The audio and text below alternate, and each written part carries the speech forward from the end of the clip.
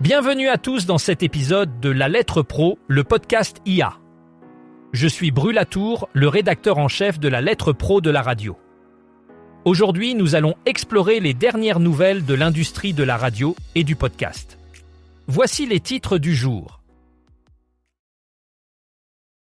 Nous commençons avec le classement Le Radio Buzz 40 de La Lettre Pro de la radio. Ce nouveau classement, calculé à partir des diffusions sur plus de 200 radios, se distingue par sa méthode.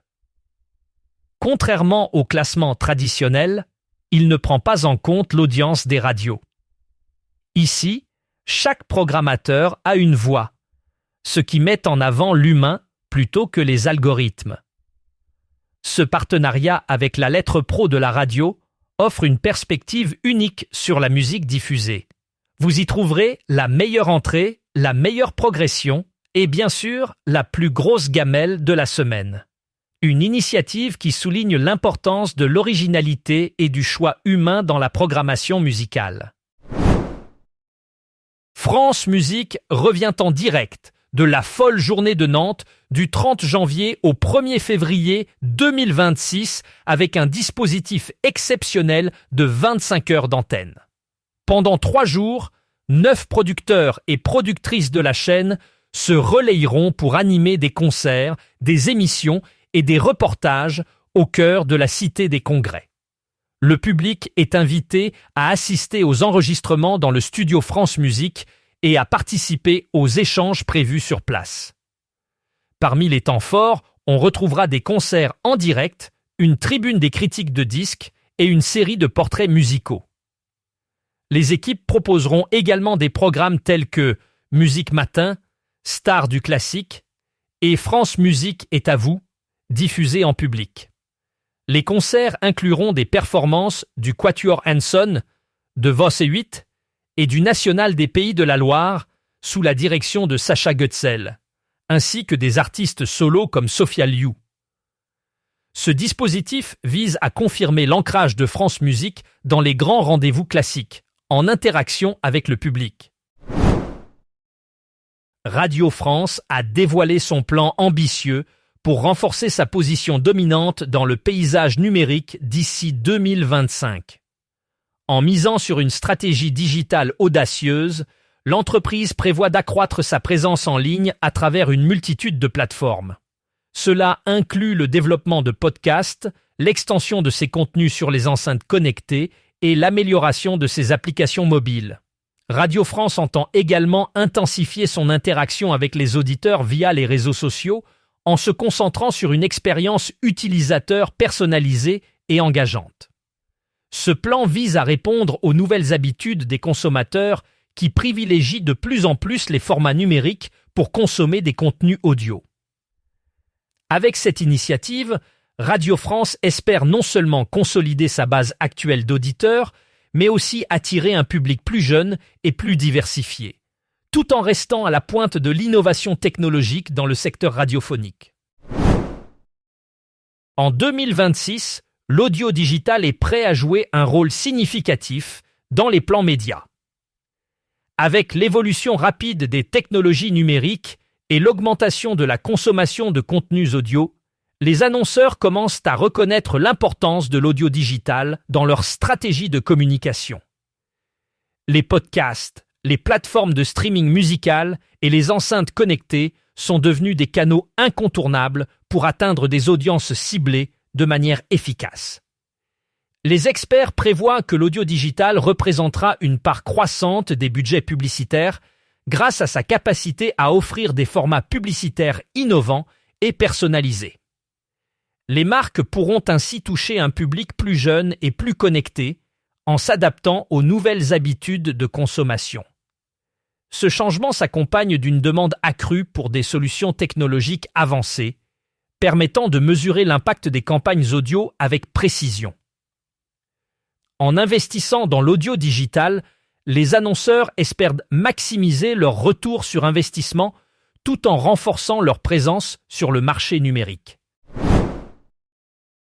La radio américaine a enregistré une croissance modérée en 2025, selon les derniers chiffres de la Federal Communications Commission. Le nombre de stations AM et FM aux États-Unis a atteint 15 686 au 31 décembre 2025, marquant un gain net de 201 stations en un an. Cette dynamique modérée mais continue confirme une tendance de développement dans un écosystème médiatique en pleine mutation numérique. Les données montrent 4 342 stations AM, 6 589 FM commerciales et 4 755 FM éducatives. La part des radios éducatives reste significative, représentant près d'un tiers de l'offre totale. Ce bilan, publié le 13 janvier 2026, souligne la stabilité du paysage radiophonique américain où la radio conserve une forte présence sur tout le territoire. Malgré les transformations numériques, la radio continue de jouer un rôle essentiel dans le paysage médiatique des États-Unis. RMC Gold célèbre une semaine spéciale en connectant les années 2026 et 2016. À travers une programmation unique, la station revisite les événements marquants de 2016 en les mettant en perspective avec l'actualité de 2026. Cette initiative offre aux auditeurs une plongée nostalgique dans une décennie riche en événements culturels, politiques et technologiques. Les émissions spéciales incluront des interviews d'experts, des débats et des rétrospectives musicales pour rappeler les moments clés de 2016. Les auditeurs pourront également participer à des concours et des jeux interactifs, renforçant ainsi leur engagement avec la station. Ce retour en arrière permet de mesurer les évolutions sociétales et technologiques sur 10 ans et de réfléchir à l'avenir. RMC Gold mise sur cette semaine spéciale pour attirer un large public en jouant sur la corde sensible de la nostalgie tout en offrant une perspective contemporaine.